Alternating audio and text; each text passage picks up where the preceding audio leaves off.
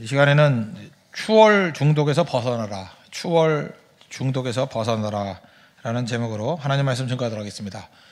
야고보는 그 출발선상에서 좀 앞선 사람이었다고 얘기했습니다. 근데 자꾸만 추월하는 거예요, 사람들이. 그러니까 자기도 다시 재추월을 해야 되겠다 이런 마음을 먹고 살았던 것 같습니다. 그래서 야고보의 그 중반 이상의 그 인생을 보면은 큰 거 한 방을 누리는 인생, 그렇게 봐야죠. 그래서 아까도 마가복음 10장에 나오죠. 35절 이하에 그 엄마하고 동생 청탁해가지고 예수님이 왕 되시면 오른편에 한 사람, 왼편에 한 사람, 그 중에 자기가 더 높은 거 되겠죠. 시켜주십시오. 그래서 한 번에 그냥 역전시키려고 그런 일을 행했다는 것입니다. 근데 그게 뭐 성공하지 못했죠. 주님께서 그걸 원하는 게 아니지 않습니까? 우리 인생도 살다 보면은 내가 추월하면 좋죠. 내가 나중된 자인데 먼저 된 자가 나중되고 나중된 자가 먼저 된다. 그럼 얼마나 좋겠어요. 근데 이 교회에서 신앙생활 하다 보면은 우리 같은 건 개척교회잖아요. 그럼 자기 나름대로 서열이 있어. 내가 뭐 2000 몇 년도에 왔다. 너는 그 다음에 왔다. 누구 왔다.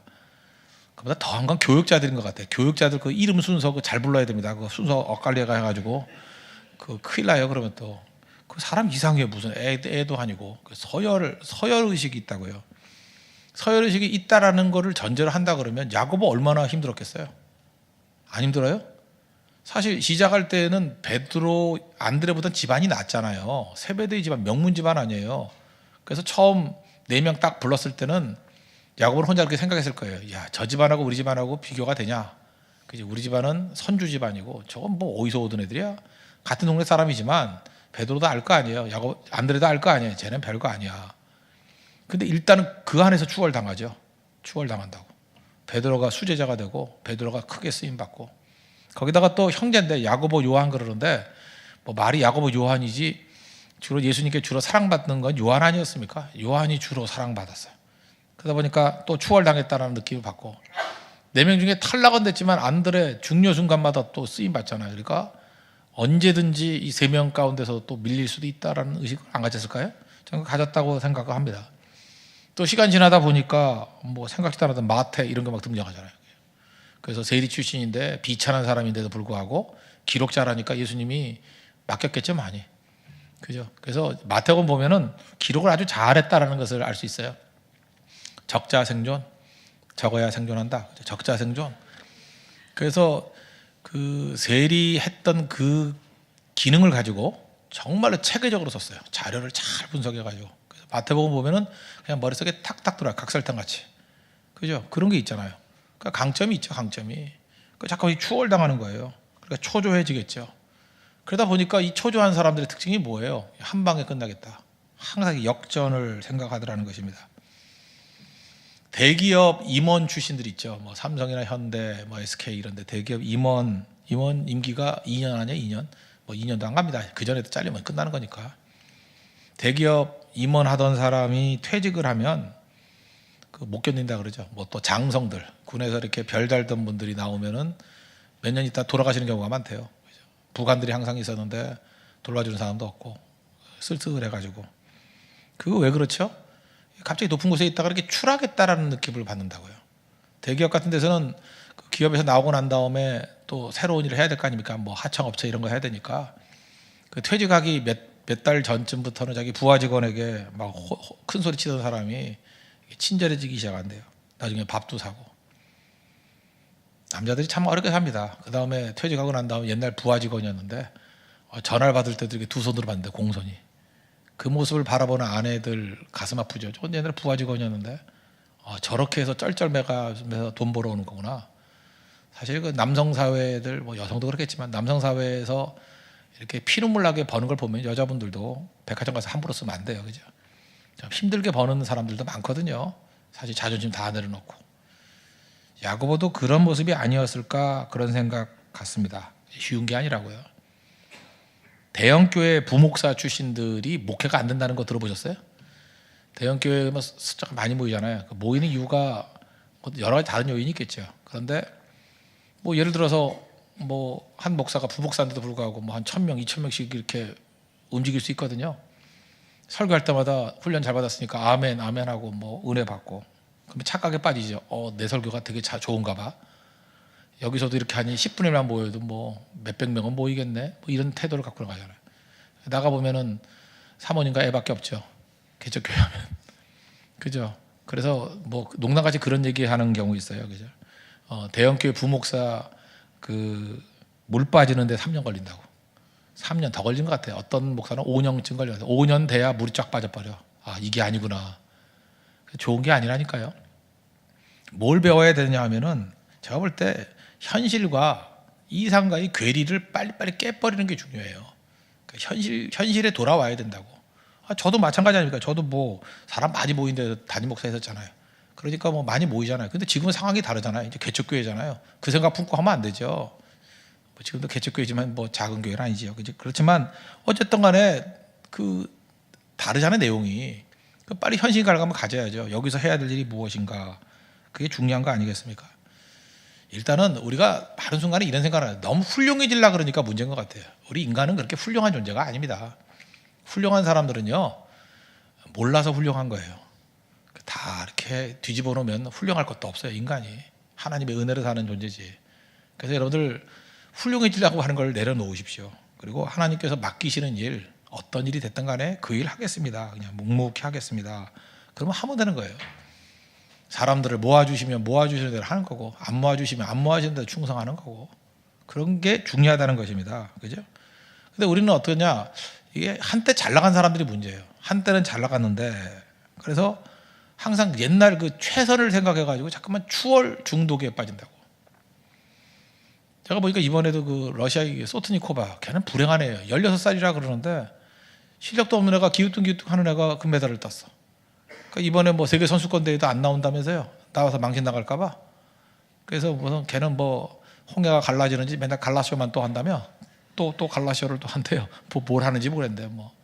그러니까 불행해지는 거죠. 그게 뭐예요? 추억 중독이라고. 그냥 금메달 어쩌다가 실력도 아닌 걸 따놓은 걸 갖고 그게 자기인지 알고 항하게 눌려 살잖아요. 제가 볼 때 시간 지나 봐요. 나중에 소트니코바 때문에 한 5년 지나고 10년 지나고 난 다음에 글들이 많이 나올 거라고. 그게 그의 인생인 저주였다. 잘 극복할 수 있도록 우리가 기도해 줘야 돼요. 그거 불쌍하잖아요. 한 영혼이. 그거 극복 못하면 거기 함정에 빠져버리는 거라고. 그냥 엉뚱한 일들을 벌이게 된다는 것입니다. 갑자기 이름이 생각이 안 나는데 우리 한국에도 천하장사대회라 그래서 이렇게 씨름 한참 하던 데가 있었어요. 근데 어떤 한 선수가 내가 이름 기억이 안 나는데 무슨 삿바 싸움만 1시간 하다가 하여튼 천하장사가 됐어. 그 다음부터 죽어라 욕먹고 천하장사 되고 그 다음부터는 사라져 버렸어요. 어디 가서 뭐 하라는지 모르겠어. 그때 내가 그거 보면서 그런 생각을 했어요. 저 친구는 저거 삿바 싸움 안 하고 저 천하장사 안 됐으면은 오히려 가능성이 있을 건데 한번 그냥 이상한 방법으로 이렇게 천하장사 되고 난 다음부터는 그 추억 중독에 빠져가지고 아무것도 못 하잖아요.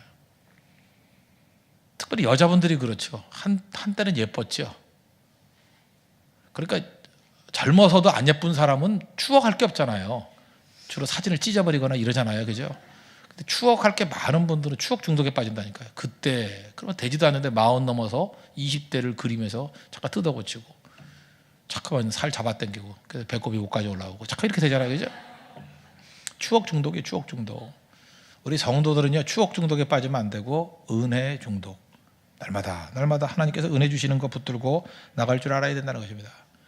저는 그런 생각해요. 하나님께서 어떤 때는 선발투수로 부르실 때가 있어요. 선발투수 하면 화려하죠. 유현진 같이. 그죠? 제1선발, 제2선발, 뭐 제3선발까지 끼면 얼마나 좋아요. 그죠? 커쇼 같이 제1선발, 뭐 누가 보더라도 그레인치인가요? 뭐 이런 그레인치 맞습니까? 뭐 또 하나 있잖아요. 제2선발 뭐 이런 애. 그다음에 제3선발 뭐 이거까지 인정받잖아요. 근데 사실 그거보다 좀 못한 게 뭐예요? 뭐 중간 개투라든지 마무리라든지. 마무리도 또 주목받는 사람도 있죠. 근데 하나님께서 우리에게 맡겨주시는 보직이 있잖아요. 그럼 그 보직 가지고 충성하면 되는 거예요.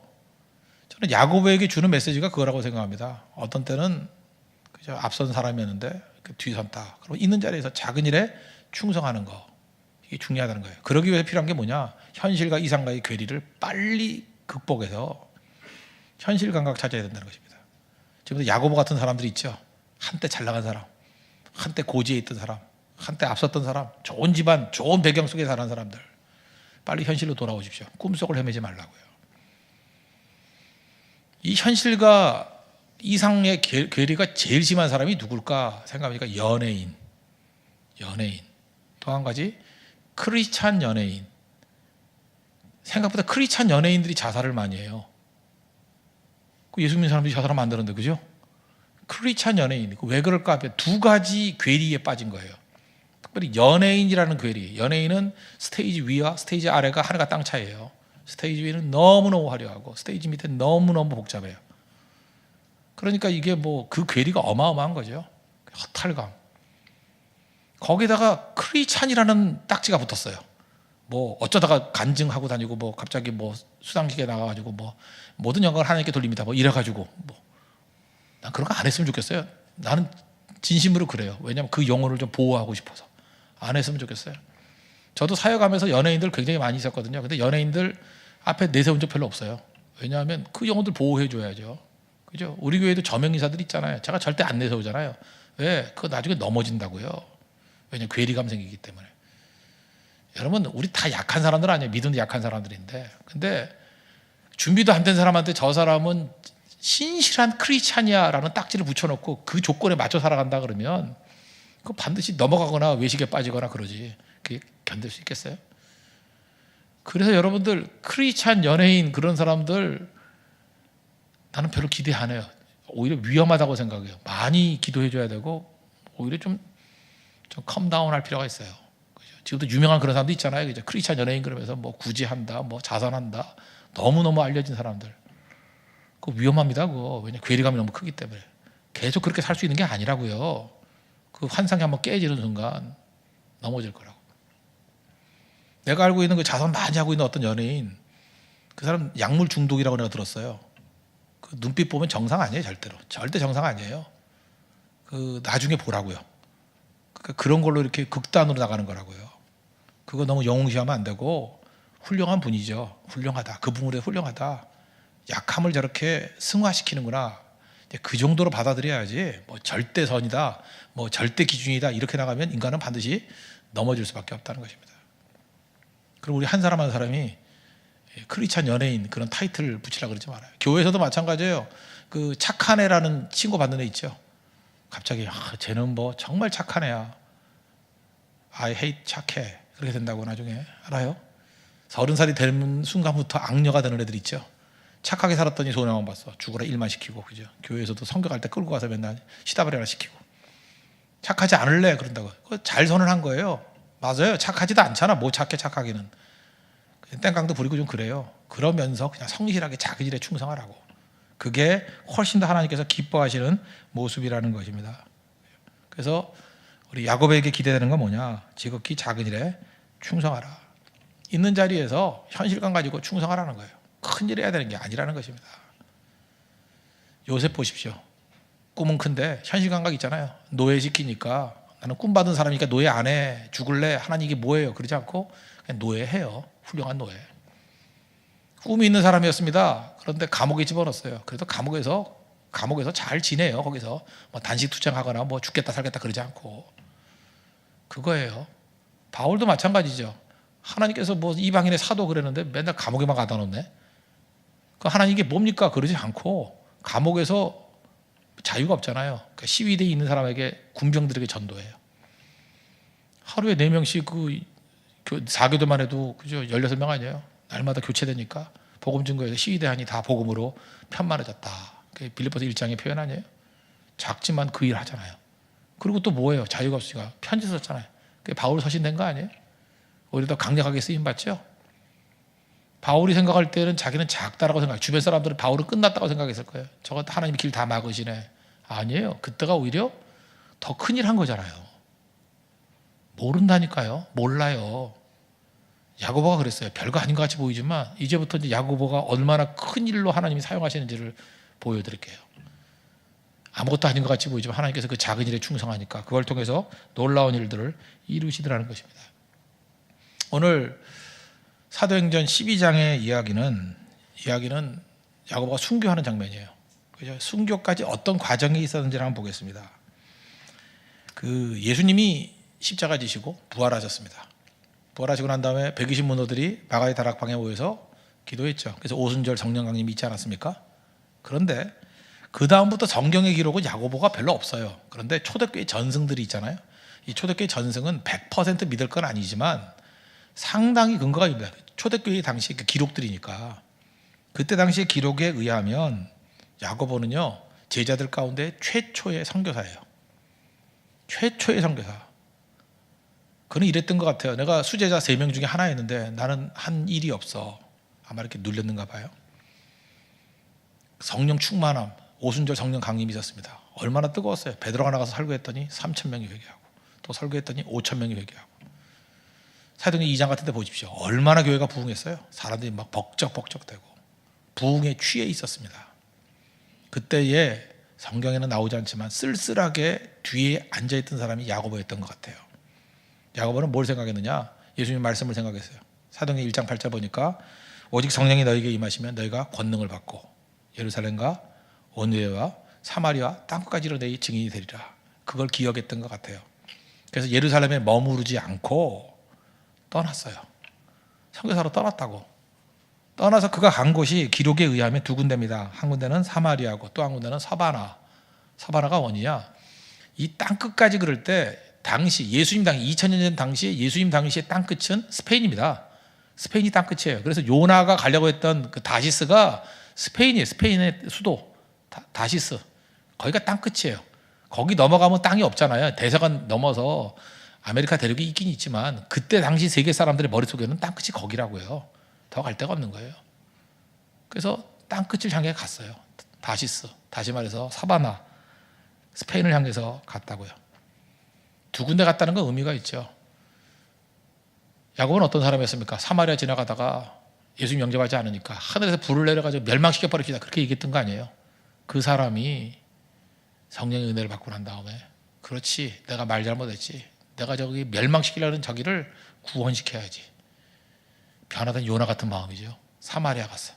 사마리아 가서 복음 전가하고. 그 다음에 배 타고 서바나로 갔어요. 서바나. 스페인까지 가가지고 복음을 증거해서 10년 정도 사역을 했대요. 10년 정도. 10년 야고보가 사라져 있는 동안에 예루살렘 교회는 큰 부흥이 일어났죠. 부흥이 일어나고 그 중간에 뭐 과정도 있었죠. 스데반의 순교 위에 또 핍박도 있었고 그런 게 한 10여 년 동안에 벌어진 일입니다. 그리고 10년 만에 귀국을 했대요. 귀국을 했더니 귀국하자마자 잡힌 거예요. 헤롯에게 잡힌 거예요. 그게 오늘 사도행전 12장 1절과 2절입니다. 그때에 헤롯 왕이 손을 들어 교회 중에서 몇 사람을 해하려 하여 요한의 형제 야고보를 칼로 죽이니. 그래서 외국에서 10년 만에 돌아왔던 야고보가 최초로 잡혀서 죽고 그 다음에 베드로가 또 잡히는 장면. 그게 사도행전 12장의 상황입니다. 여기서 봐요. 예수님의 제자가 12이었습니다. 12명 중에 첫 번째 순교자가 누구예요? 야고보입니다. 야고보. 야고보의 꿈이 뭐였어요? 예수님의 옆자리에 서기를 원합니다. 예수님의 제자 중에 머리가 되기를 원합니다. 그는 참수형 당했어요. 진짜 머리 됐죠. 머리 잘렸으니까. 머리 됐어요. 머리 됐고 그 다음에 최초의 순교자 됐잖아요. 제일 먼저 쓰임받는 사람 됐잖아요. 그 말 그대로 예수님이 그걸 바꿔주신 것 같아요. 너 머리 되고 싶냐? 정말 너는 순교의 머리가 된 거야. 최초의 순교자 됐습니다. 1호. 보세요. 그가 이렇게 소외된 것 같이 보이지만 충성하기 시작하니까 선교사 1호 야고보. 사마리아로 갔고 사바나로 갔다. 물론 이건 성경에 없는 얘기예요. 초대교회 전승들. 그 다음에 두 번째, 이건 확실하죠. 순교의 1호. 성경을 보면 예수님의 12제자가 있는데 12제자 가운데 죽음을 묘사한 건 둘밖에 없어요. 하나는 가룟 유다고 하나는 야고보. 베드로 어떻게 죽은지 알아요? 기록이 없어요. 십자가에 거꾸로 매달려 죽었다가 그러는데 그건 뭐 전승이지 성경 기록 없잖아요. 나머지 어떻게 죽은지 알아요? 없어요. 죽음 딱 2가지 묘사했어요. 가룟 유다는 배신자, 야고보는 순교자. 딱 둘만 기록되어 있어요. 야고보는 순교했어요. 성경에 기록된 순교자예요. 제자 중에 기록된 순교자예요. 1호. 충성하고 헌신하니까 작은 일에 헌신하다가 이렇게 헌신하고 충성하니까 하나님이 이제 들어 쓰시잖아요. 죽음을 통해서 하나님의 놀라운 일들을 이루시더라는 것입니다. 그 다음부터 어떤 일이 벌어지냐? 야고보의 죽음 이후에 성경을 한번 잘 봐요. 크게 볼 필요성이 있다고. 야고보가 죽는 게 사도행전 12장인데 12장부터 비로소 그렇게 예루살렘을 떠나라, 뭐 유대를 떠나라 그러다 안 떠났잖아요. 한번 핍박 때문에 좀 떠나가지고 흩어진 게 있었죠, 8장에서. 그렇지만 그건 본격적인 건 아니었던 것 같아요. 제자들은 여전히 예루살렘에 머물러 있었어요. 핍박하는 백성, 믿음 없는 사람만 흩어져가지고 안디옥 교회 만든 거지. 제자들은 그대, 제자 외에는 그러잖아요. 사도 외에는 다 떠났다 그러잖아요. 사도들은 예루살렘에 그냥 머물러 있어요. 핍박이 있어도 예루살렘이 좋은 거였다고. 그런데 야고보가 죽고 난 다음에, 순교하고 난 다음에 비로소 베드로도 떠나요. 그거 한번 보세요. 사도행전 12장 17절 보십시오. 17절. 베드로가 그들에게 손짓하여 조용하게 하고 주께서 자기를 이끌어 옥에서 나오게 하던 일을 말하고 또 야고보와 형제들에게 이 말을 전하라 하고 떠나 다른 곳으로 가니라. 여기 보세요. 베드로가 떠났대요. 언제부터 떠났어요? 야고보의 죽음 이후에 드디어 제자들은 떠나기 시작했어요. 제일 먼저 떠난 사람이 누구예요? 야고보가 떠나고, 야고보를 보면서 그렇지, 우리가 잘 된다고 여기 죽치고 있는 게 하나님의 뜻이 아니야. 야고보는 역순이었어요. 예루살렘과 유대와 사마리아 땅끝이었는데 땅끝까지 갔다가 다시 돌아오잖아요. 야고보가 옳았어. 역전이죠. 그래서 베드로의 마음 가운데 떠나야 된다는 마음을 품었다. 떠났다고요. 그리고 그 다음에 사도행전 13장이 나오잖아요. 13장에서 위대한 선교가 시작되죠. 바나바 바울의 제1차 전도 여행이 시작되잖아요. 예배드리는 가운데 5명의 지도자가 있는데 바나바 바울을 따로 세웠다. 13장 보세요. 13장 2절. 주를 섬겨 금식할 때 성령이 이르시되 내가 불러 시키는 일을 위하여 바나바와 사울을 따로 세우라 하시니 이에 금식하며 기도하고 두 사람에게 안수하여 또 뭐 했어요? 보내니라. 보내니라. 스스로 갔던 사람이 누구예요? 야고보. 제일 먼저 갔잖아요. 그 다음부터 야고보의 길을 다 따라가기 시작해. 야고보가 1등에 1등, 선교사 1등, 순교 1등. 그 야고보의 길을 그 다음에 제자들이, 앞섰던 제자들이 다 따라가기 시작했어요. 이게 역전이죠. 우리 인생에도 이런 역전이 있습니다. 충분히 있다는 게 충분히. 특별히 성경에서 말하는 최고의 능력이 뭔지 아십니까? 순교의 피예요. 피는 말합니다. 우린 그러죠. 뭐 열심히 가가지고 그렇게 뭐 이미지 좋게 만들고 막 하는 걸 막 떠벌리면 되는지 아는데 안 그래요. 항상 교회가 강력히 있을 때는 순교의 피 흘린 그 자리에 부흥이 있었습니다. 그 자리에 생명이 있었어요. 저는 하나님께서 여러분들 어느 순간인가 우리를 부르셔서 순교자로 불렀으면 좋겠어요. 순교자로. 그죠? 각 부분에 있어서 뭐 피를 흘리는 부분들이 있어야 된다고 생각합니다. 희생이거든요. 그럼 그때부터 능력에서 나타나기 시작해요. 나의 모습, 나의 소유, 나의 생명까지 다 주님께 드린다고 여러분 열심히 찬양했잖아요. 그대로 살면 돼요. 그죠? 내가 잠깐만 추월당하고 뭐 이렇게 앞선 것 같은데, 야고보인데 뭐 앞섰는데 왜 이렇게 뒤집히지? 부잣집 아들이라니까요. 다 추월당했어요. 그러다가 부잣집 아들이니 뭐니 다 내려놓고 본질로 돌아갔죠. 하나님 약속 붙들었습니다. 약속이 뭐였어요? 예루살렘과 온 유대와 사마리아 땅끝까지 이르러 내 증인되라. 그렇죠. 예루살렘 여기에 부흥한다고 여기 머무르는 게 아니죠. 그리고 홀로 떠났어요. 사마리아로 홀로 서바나 땅끝으로. 그가 길 연 겁니다. 그 다음 제자들 그 길 다 따라갔어요. 그 다음에 예루살렘에 10년 만에 돌아왔더니 죽음이 기다리고 있네요. 어떻게 남아있는 사람 말고 들어온 사람을 제일 먼저 죽여요? 하나님의 그 영광의 축복 아니에요? 첫 번째 순교라는 거. 그가 죽고 난 다음에 제자들이 줄줄이 죽기 시작합니다. 요한 하나 빼놓고 예수님의 제자 11명이 다 순교했어요. 10명이 순교했어요. 요한 하나 빼놓고. 가룟 유다는 순교가 아니죠. 그건 돼진 거고. 그죠? 10명이 순교했어요. 10명이. 그 길 다 따라가잖아요. 그 길. 그런 의미에서 우리 인생 멋지게 사는 일이 뭐냐? 이렇게 생각하면 돼요. 하나님 앞에서 그냥 현실감 가지고 이상과 현실 사이에 괴리감 갖지 말고 내 모습 이대로 주받으옵소서, 받아주소서. 그냥 있는 자리들, 하나님 이끄시는 자리가 있잖아요. 그게 내가 잘못해서 간 길이든 하나님의 뜻이든 어떻게 되든 간에 지금 내 모습 있잖아. 내 모습 이대로 충성하면 돼요. 그럼 어느 순간인가 주님께서 은혜 가운데 충성 계속해라 그런 사람도 있을 것이고, 이젠 여기서 좀 피를 좀 흘리면 안 되겠니 하고 피 흘릴 때도 있고, 피를 흘리는 게 아니면 어떤 때는 뭐 눈물을 흘리게 만들 때도 있고 땀을 흘리게 만들 때도 있고 어떤 때는 돈을 흘리게 만들 때도 있을 거예요. 그죠? 아니면 뭐 여러 가지로 주님께 내게 희생하게 만드는 게 있다고, 그 순간에 그때 그 요구에 주께서 쓰시겠다 한다, 그러면 드리는 거예요. 어디까지? 생명까지. 어디까지? 피까지. 그게 성도의 삶입니다. 그러면 착하고 충성된 종아 진짜 잘 살았다. 그게 인생이에요. 인생.